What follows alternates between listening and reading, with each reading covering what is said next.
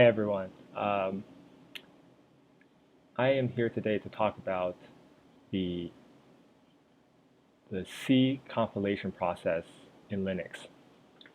So right now this is a MacBook, and first I'll show you the easiest way for anyone using either Mac OS or Windows to practice programming on Linux. Um, it's I use this software called VirtualBox. There are other things like it. What it is a software that lets you install another OS within this software and have it run like a standalone OS.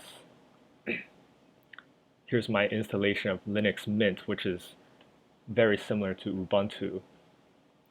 And so basically, to do this, you just install VirtualBox, and then on the VirtualBox install Linux Mint or Ubuntu. And I think Linux is the simplicity of writing software on Linux really teaches you about the process of compiling and running software, and that's why it's it's a really good learning tool. And not to mention that you know enterprise level software is almost completely running on Linux servers nowadays. So I will start this demonstration by going to the shell.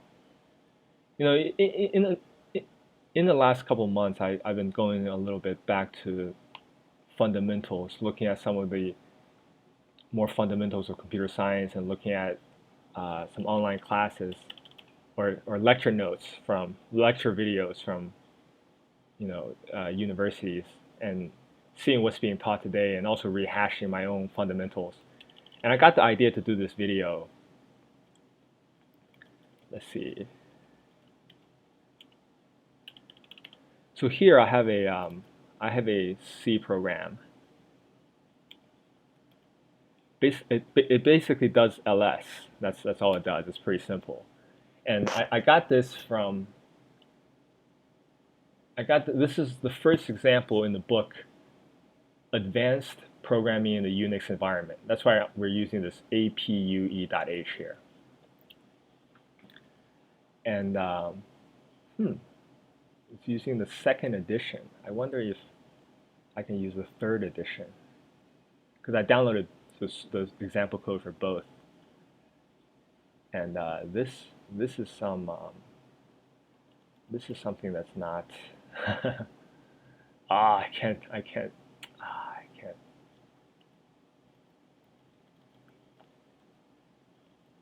Oh, here we go. So this is all it is. It includes a a sort of like a sort of shared library function, dir_rent, and it includes a sort of a more user-created library header, APUE.h.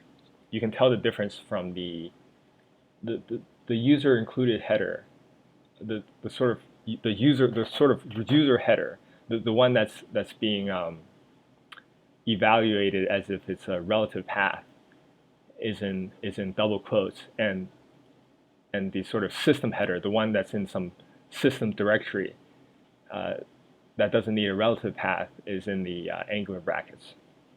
That's just a little subtlety there. And basically all this program does is does the equivalent of ls. Now we compile this program with GCC on Linux, at least. That's the standard compilation tool.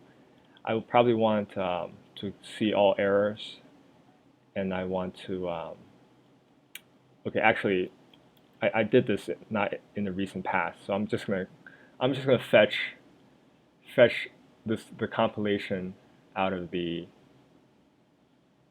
Here it is.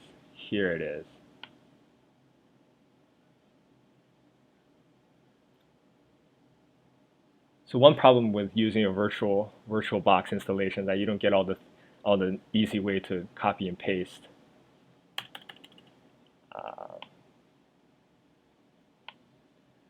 So basically,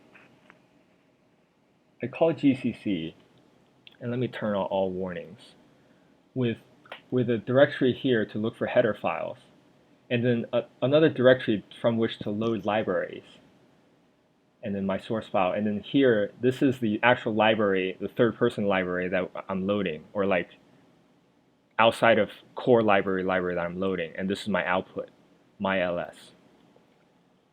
Hopefully this just works. Yes, it does, because I tried it not too long ago. And now I can execute my ls. Oh, it's telling me it requires a directory name. I'm just going to do the current directory. And now you see it does essentially what ls does. It's a much simplified version, but it does basically what ls does. And basically, let me see. I wanted to show one thing here, which is that the file myls without any extensions, the result of the compilation, is a executable. It's a file of bytecode. So if you cat it, it's ones and zeros that are interpreted, that are loaded into memory and executed by the processor as if they're instructions. But it doesn't make sense as text when interpreted as text, as 8-bit bytes, which is what happens if I try to cat it. It'll be some nonsense like so. There is a snazzy program that called object dump that will show more hexadecimal representation of this bytecode, and I'm going to run it on here. Yes, and it shows assembly. It's right.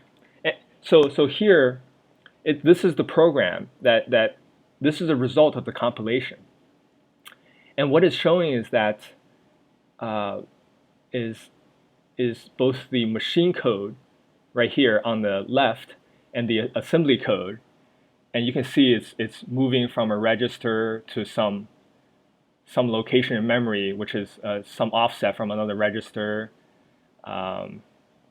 It's doing a push, probably before some function call or something like that. I'm not that great with assembly, but do know of its existence, and it is part of, to understand that it's part of the C compilation process. It's useful knowledge. And then load effective address. I believe this is how certain types of loads happen. Also, sometimes simple multiplication will become this instruction. I'm not going to decipher all the assembly code, but basically, what's on the left here is a hexadecimal representation of what was actually in that file, myls, without extensions. And what's on the right here is like there's basically a one-to-one correspondence between the machine code and assembly code. And assembly code is what programmers programmed in exclusively way back in the day, by the way, when like it was programming was still was in its early days, so to speak. So today I will talk about the full process that takes our program and then generate this bytecode that's now executable. You basically load this bytecode into memory, have one register which contains a pointer to the current instruction to be executed, have it point to the beginning of our bytecode, and it will run the ls program and then return back to the shell init process or whatever it's called in Unix. Hopefully I'm making sense, because sometimes it could be hard to speak.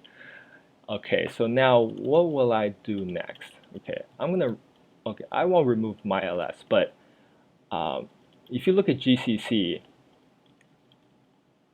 it's actually it can do one of many things. Now, what I want to do is perform my compilation, except I'm going to use -v for verbose output. Right here, -v, display the program invoked by the compiler. So let me go back to my, right here. So here, I'm going to do -v. So now it's showing me all the things that actually happened during the compilation, or information about all the things that happened during the compilation. And you can see it's actually like every bit of this text has some non-trivial meaning. And you can see that it's a complicated process to get our program, written in our language C into ones and zeros that when loaded into memory can just get executed and display a directory. So for now, I am going to actually pipe the output of this into verbose gcc.out. Wait, did that work? No, it didn't. Let me see here. Let me try something. I want to save this output because when I go through this step by step, I need the help of this output. Whoa. All right. How did I do this before?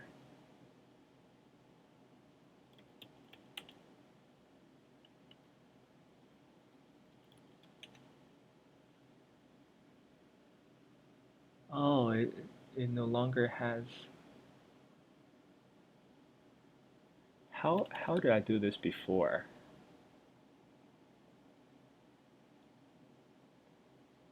I do this.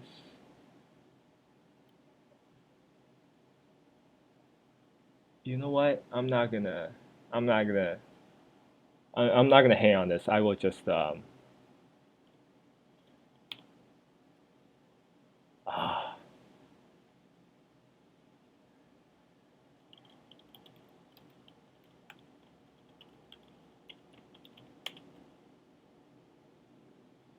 I'm just gonna simply copy this whole thing.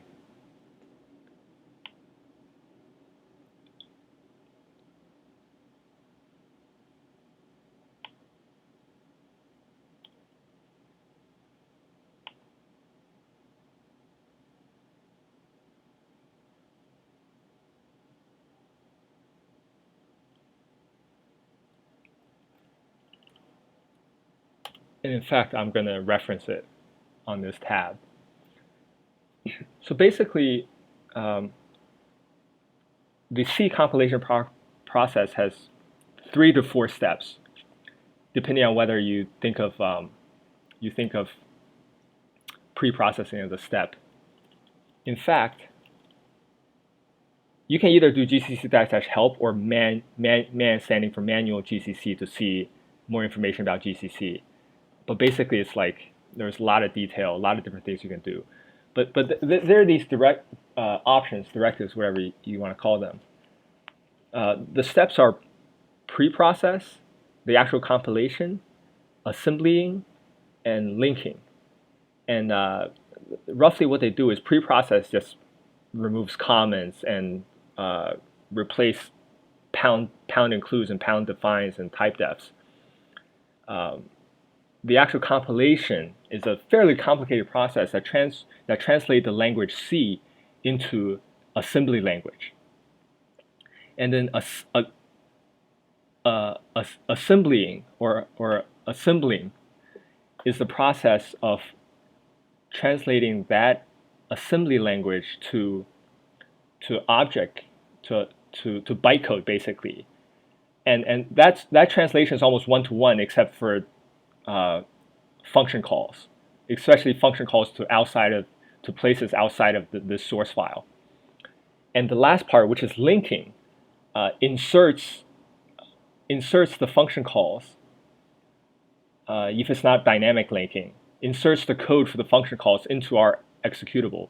And in some cases, it will dynamically link, meaning it will somehow insert the fact that you're calling a shared dynamic library, and only at runtime does, when the program is being loaded into memory, does the bytecode for the functions that are outside of our that are in these shared libraries get injected into the bytecode sequence. But don't worry about that too much for now. That's a little bit more. That's a little bit beyond the scope of what I want to talk about today. Today, I just want to talk about these few steps, and you can see there are these options to do only a certain steps of the compilation.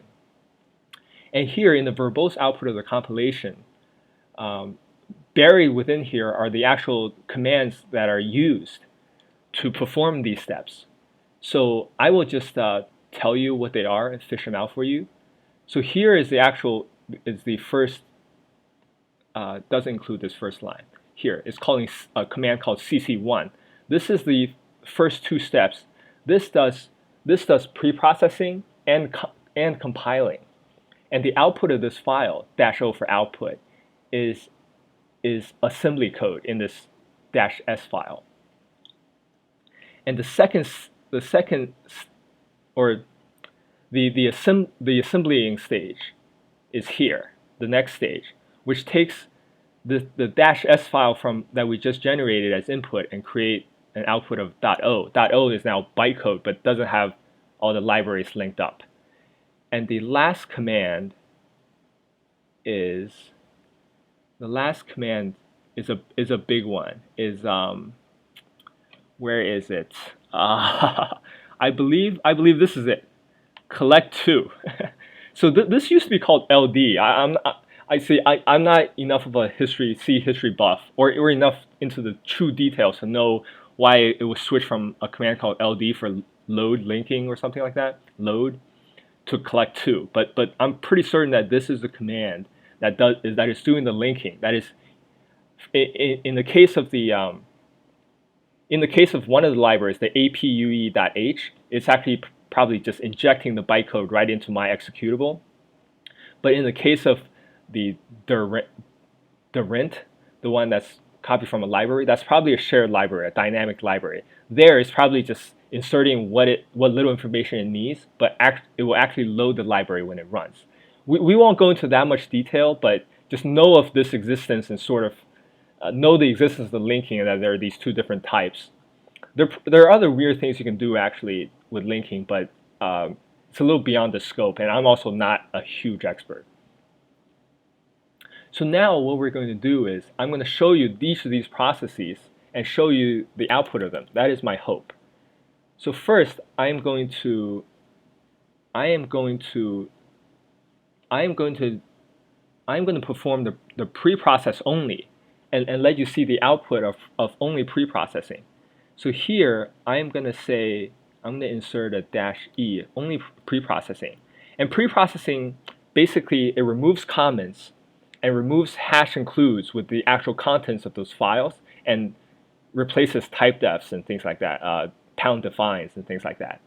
So here, this is a directory where we look for header files. So we actually do need this parameter, but I'm pretty certain we don't need this parameter, and we don't need this parameter. We don't want to attempt to pipe the output. Let me get rid of these markers too. And I'm going to call this output myls MP, stand for manual preprocess.c. Let's see what it does.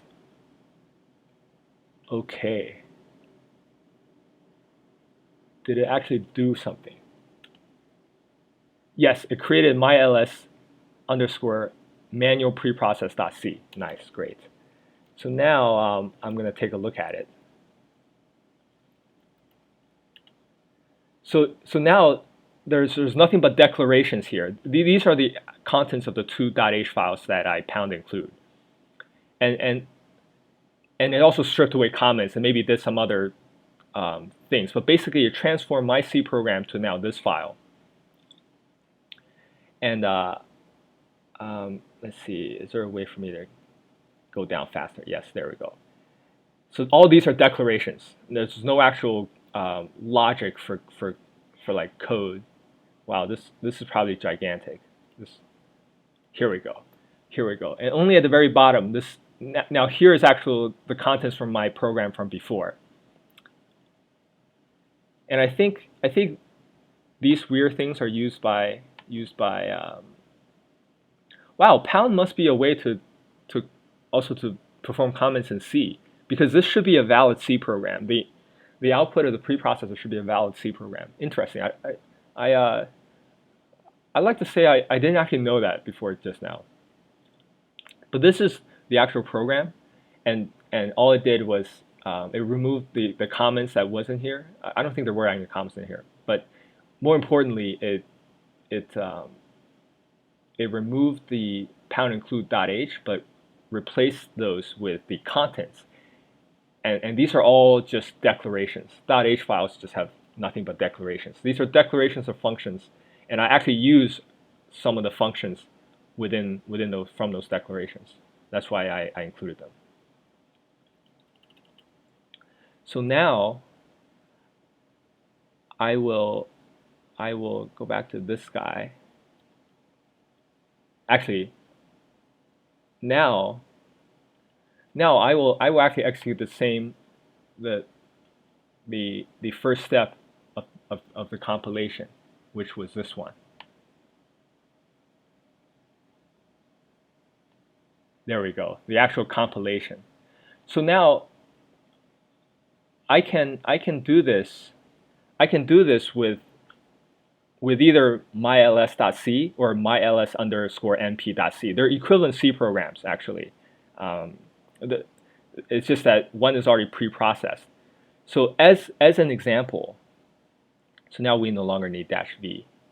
We still need, we actually now no longer need this directory of include directories, because we've already loaded all the declarations from the .h files. So instead of myls, I'm gonna now compile myls_np.c. I don't know what all these things mean, but it's okay.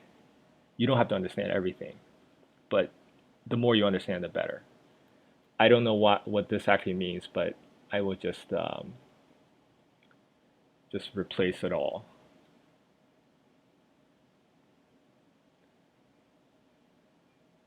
This -f is an optimization that the compiler does, that I do know.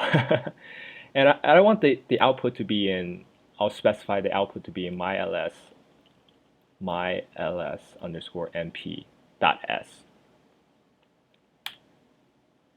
And now I believe it just created myls_np.s. And this is the output of the compilation. It's how would I describe this? It's Linux x86 64 assembly code, and you see there's like this is a jump instruction. These are moves 64 bits, add two 64-bit numbers, and one of them is a literal 8, the other is a register, whatever values in register RAX. Here's move the contents from the address that's in register RBP minus 32 I think bytes, move that the value from memory from there into a register RAX, something like that. But anyway, and this is another jump instruction. It's jumping based on the comparison just above it, comparison to 0, I think. That's what I think this is. But anyway, this is the assembly code that almost maps one-to-one to eventual bytecode. And now I'm going to perform the next step of the compilation, which is here. So here I'm going to call the assembler.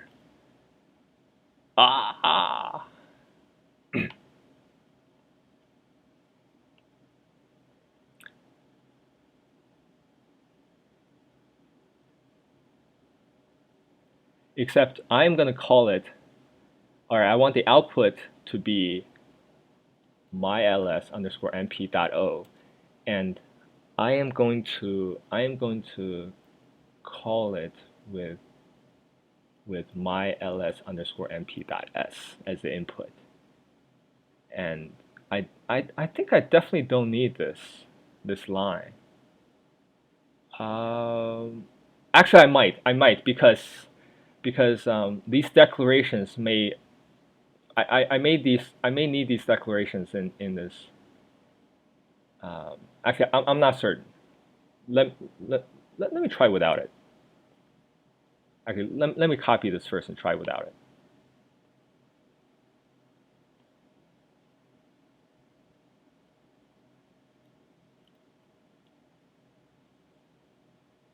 And I definitely don't need -v. Nice. So it turns out you don't actually need it. I think GCC is just passing the same parameters, some of the same parameters to call of its subcomponents. So that creates mylsnp.o, and I can do an object dump on it.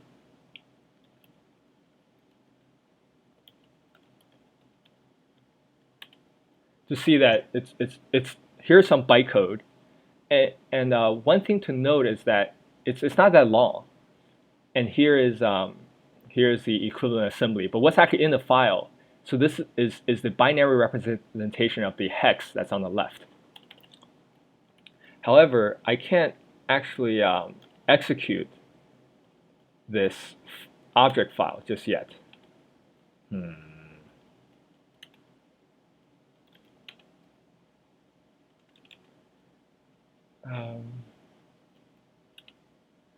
Let's see. I'm going to give it execution permission to everyone and try to execute it. Even though it's bytecode, even though it's bytecode, it's still not executable. Cannot execute binary file except format error. And basically it's missing the last linking step, which there must be a marker in there, a formatting marker that says this isn't yet a full executable. It's bytecode that still needs to be linked. So we will perform the last step. And linking is kind of funny. So you're specifying to a linker, you specify all the directories from which to find the necessary library files. And then you actually explicitly say which libraries to actually link against. It sort of seems like you only need to specify one of those two things, or just the directories. But I think this might be like to avoid unnecessary work. But it just seems like you're specifying the same information twice. It's sorta. But anyway, this is the last step here. And it is, remember, I saw it for us just now. It's here. It's here. It is massive, mainly just because it has a bunch of directories, system directories that it might look for. It might look for where certain libraries are. Here it is.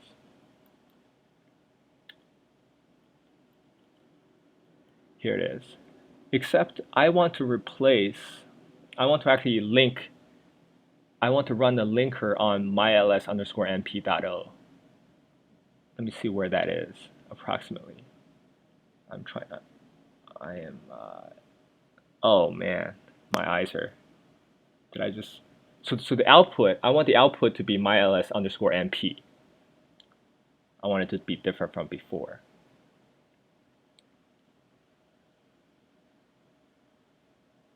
Let's see, and I have to specify a different input. I see, are my eyes going bad here? Where is the input file? Here it is, I see it, it's in the next line.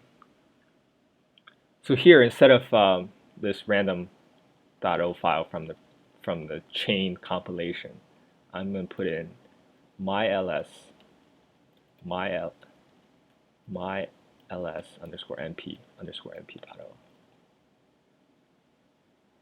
And now I believe this will take myls_np.o and link the libraries and create linked the libraries and created myls underscore np, which is a fully executable with some library code already loaded, but some library code might be still dynamically linked, but it has enough information to load it at runtime.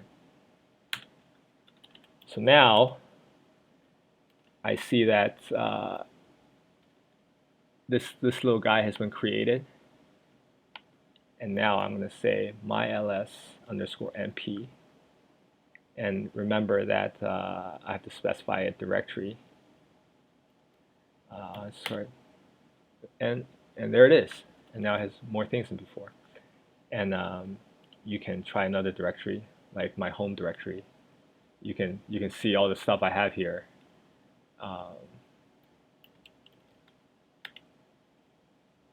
Oops. Oh, I have nothing on my desktop? Is that real? How can that be? Here we go. Wait, does this program not work properly? That would be hilarious.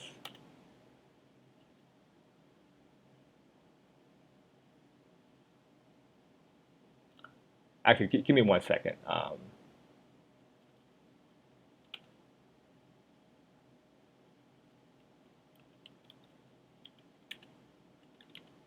it really doesn't have anything. Oh, so it is working correctly. I see. It's probably in a user directory, my actual desktop and downloads. Interesting. Interesting. But anyway, that's not very important. What's important is now I'm going to take a look at myls underscore np and see that it's a lot bigger than myls underscore np.o. There's a lot more code here now, and that's because of linking. It linked certain libraries, and my guess is that it linked sorry, myls.c. My guess is it linked this the function calls to this APUE library. It actually injected the bytecode right into my executable. But for this directory, my guess is probably a shared library. But anyway, that's it. That's all I wanted to share today. And the reason I wanted to make this video is because when I think back to learning computer science as a freshman in undergrad, I feel like it's being taught very badly, and I feel like that is still the case today. And for people that go into college without a tremendous amount of experience, they should not start using an IDE and learning Java. They should start in a very primitive environment, like a Linux shell, and use C. It truly gives them, I believe, it gives them a better understanding of what is actually going on, and this knowledge is actually very useful later on, because in life, when you work professionally as a programmer, there'll be many instances where you have to sort of, it's not just all set up for you, and you just write your logic and hit a button, and it gets compiled, it gets run. Although there are some setups like that where there are some existing projects that other people have set up nicely, where you only contribute to certain pieces of it, and you just write your code and hit a button. That does exist. But while that does exist, there are often cases where when you're doing some things from scratch, when you're doing bigger things, bigger changes to existing platforms, existing applications, where you will have to compile certain components from scratch, and the more you understand about the process, I think the better. And it also helps you understand how, you know, how it gives you it will help you if you truly want to understand how a computer language relates to hardware. And this is knowledge that will only help you, and chances are if you have it, it will. And there's a lot more to this subject, but I'll leave that for some other time. For now, I would just stop it here. Okay.